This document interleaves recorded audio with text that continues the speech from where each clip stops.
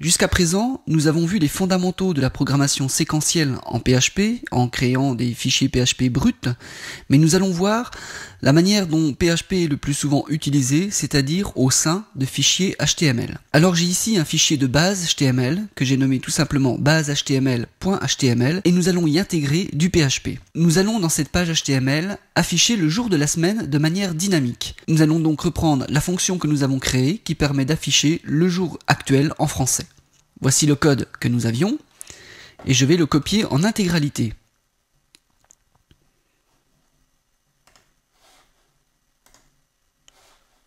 Et dans mon fichier HTML, je vais intégrer ma fonction PHP. Alors pour ce faire, il suffit, à un endroit donné, d'insérer des balises PHP.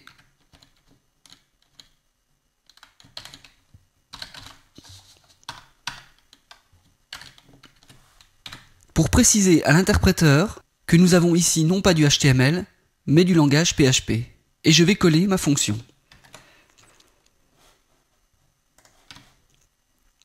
Je vais donc pouvoir maintenant appeler cette fonction là où je le souhaite au sein de mon fichier HTML. Je vais par exemple ici créer un paragraphe HTML.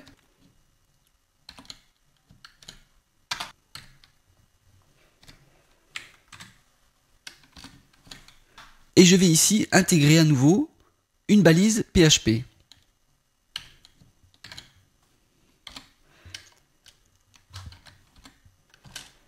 Dans laquelle je vais pouvoir appeler ma fonction PHP. Je vais donc ici, au sein de ces balises PHP, pouvoir insérer du code PHP comme j'avais l'habitude de le faire auparavant. Je vais ici créer une variable qui va récupérer le jour de la semaine, grâce à la fonction native PHP date. Ce jour étant renvoyé en PHP en anglais.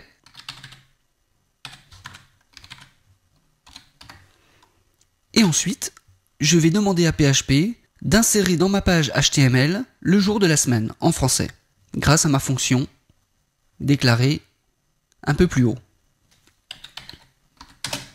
L'instruction echo va pouvoir écrire dans le fichier HTML. Ma fonction s'appelle jour fr et elle prend en paramètre un jour en anglais, c'est-à-dire ma variable jour en.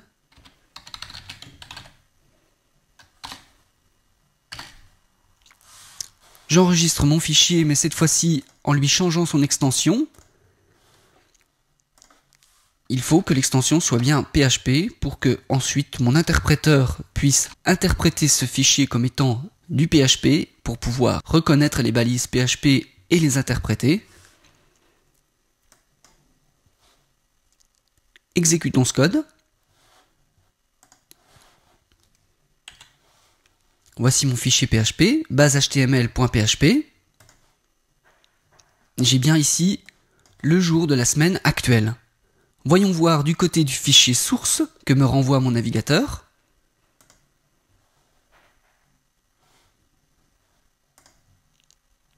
Vous voyez, il n'y a plus aucune trace de PHP. Ma fonction n'apparaît pas, j'ai simplement le résultat de celle-ci ici.